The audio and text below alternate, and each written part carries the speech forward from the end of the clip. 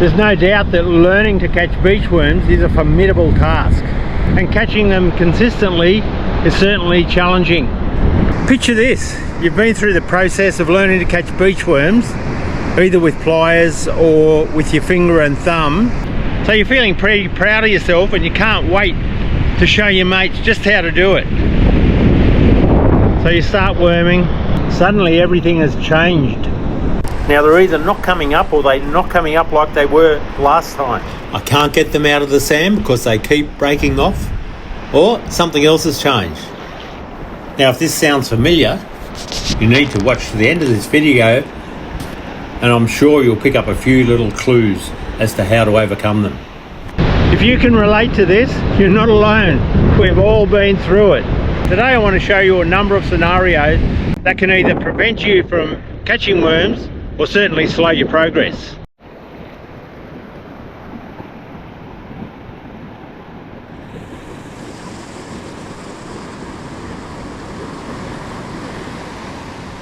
So today's one of those days where you'll wave your burley or your bait as the wave recedes. You'll see the worms come up. You race down there to lure them out of the sand. That's it, they don't come up again.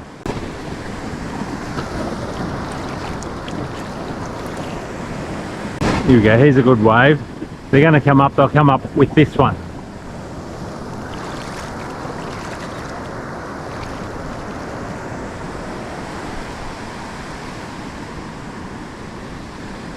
Maybe the tide's getting a little bit too high now. We're well after half tide. We're probably about 3/4 tide in. Most of the worms were probably down a little bit further. However, having said that, if the day was better and they were coming up and they were hungry, I'm sure there'd be still worms up here. Then you'll get those days where there's a howling offshore wind blowing sand down towards the water. I'm sure they hate being hit by these flying missiles, so they're very reluctant to come up. Or they may come up once, but not a second time. Okay, this sand here is quite firm.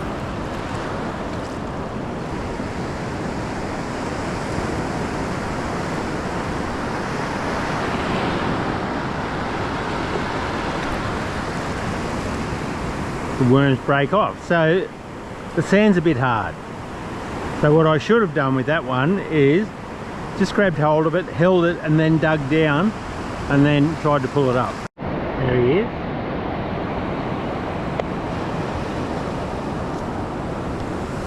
Just going to hold him there, and then I'm going to dig down for this one because their beam is a little bit bigger than the others, and the hardness of this sand will definitely break him off, and I've got no guarantees that even digging down like this is going to be able to get him out.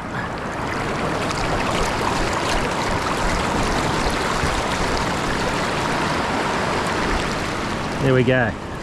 Success. He's only a short worm, but he still would have broken off.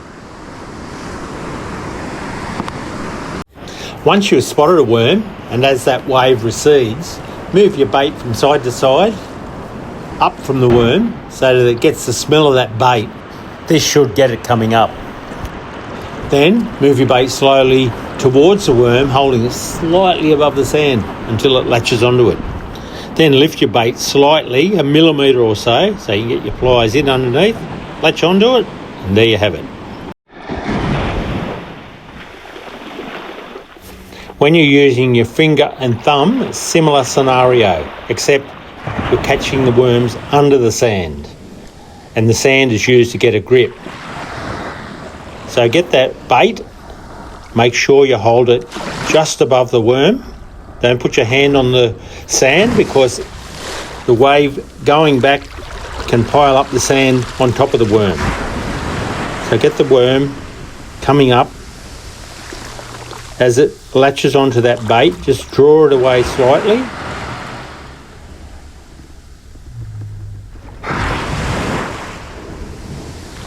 Go in around the worm, feel for it, Squeeze slowly.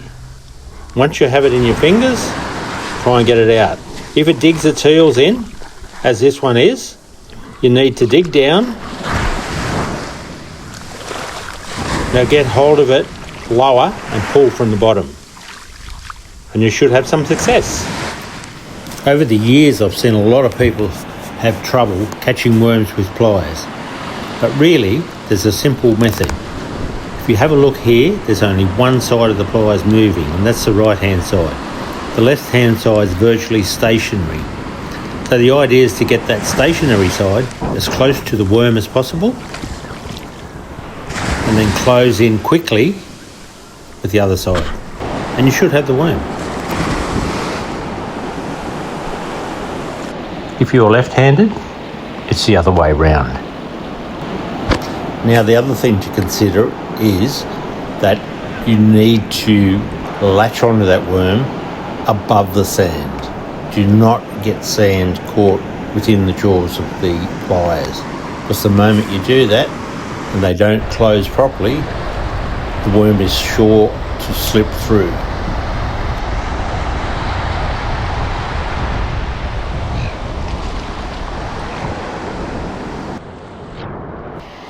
Catching the worms with your finger and thumb involves a completely different technique to using pliers.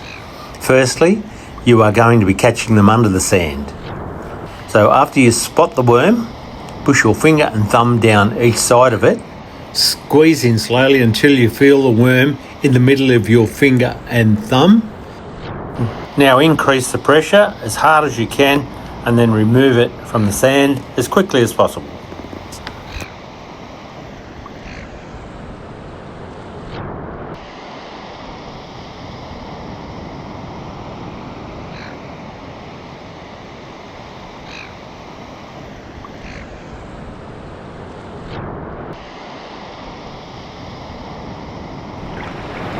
Now again, get that worm coming to the surface, push the finger and thumb deeply into the sand around the worm, squeeze onto the worm and get it in the centre of your finger and thumb and pull.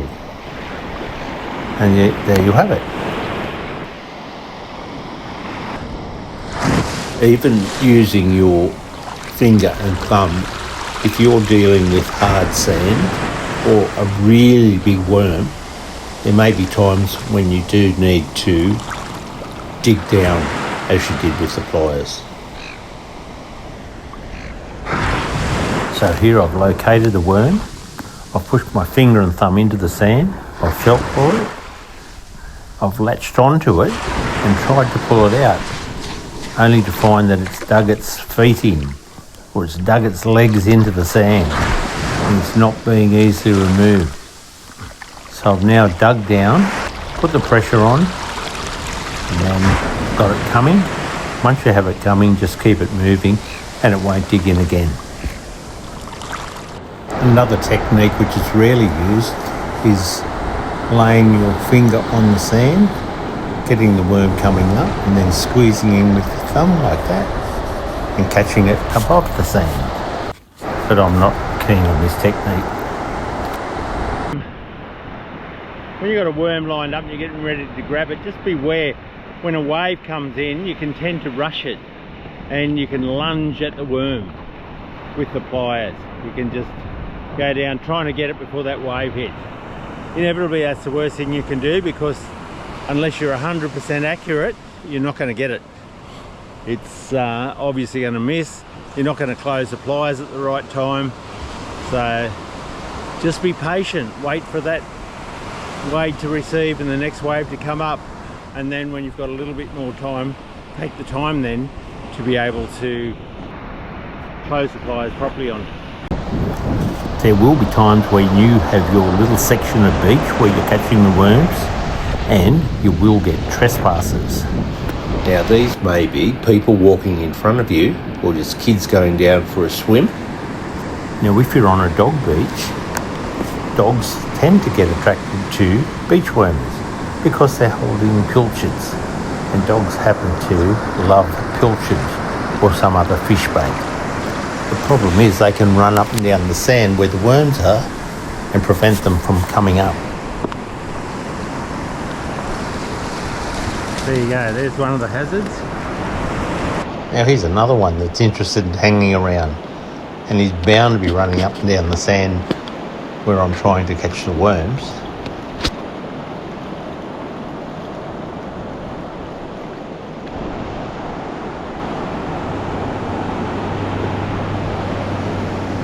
Hello, mister. Hello.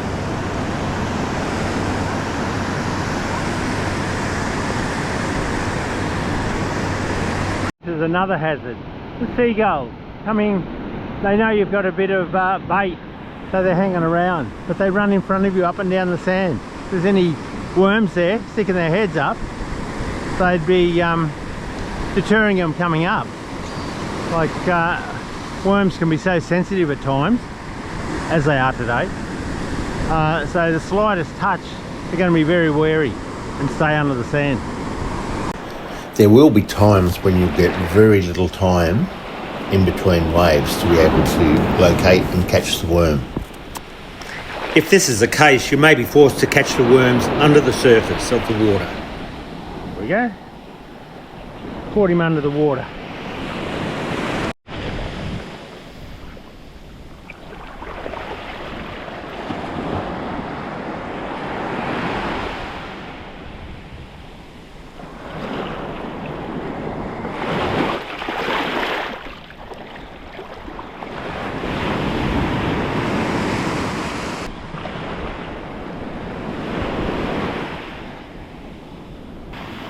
In most instances, you'll need to do this by feel, by using your finger and thumb.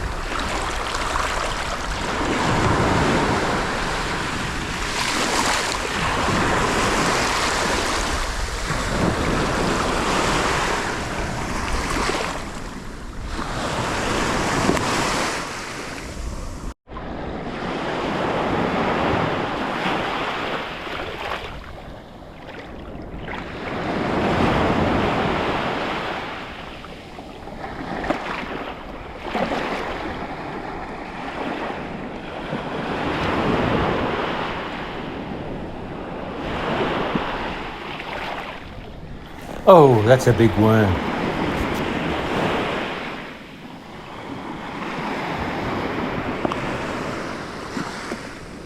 Now there is a possibility of pulling the worms from the sand using pliers under the water, but you would need to locate the worm in between waves and then hold on to it. In this case, dig down and grab it from below and pull from the bottom.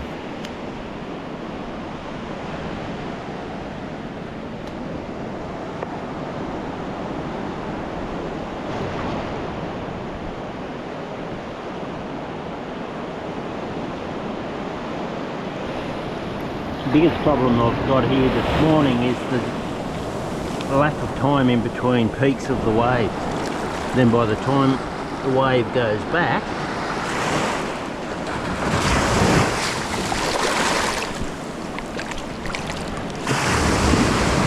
too soon.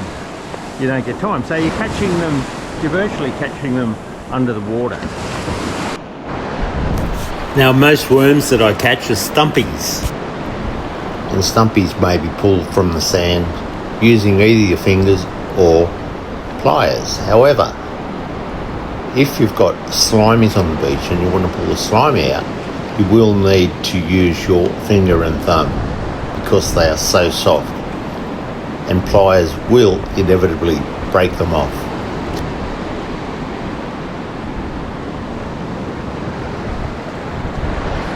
As you can see, they are long and skinny worms and very soft.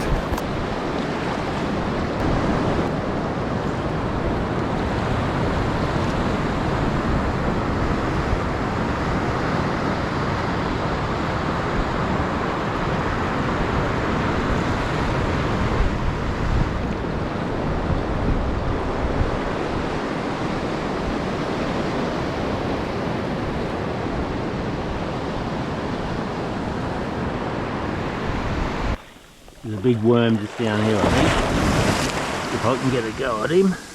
the size of him.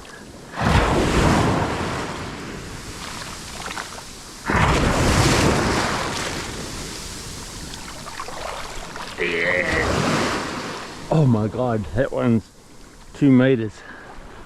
And that's a stumpy. That is a worm and a half. Have you ever wondered what a worm would do if you put it back on the sand after pulling it out?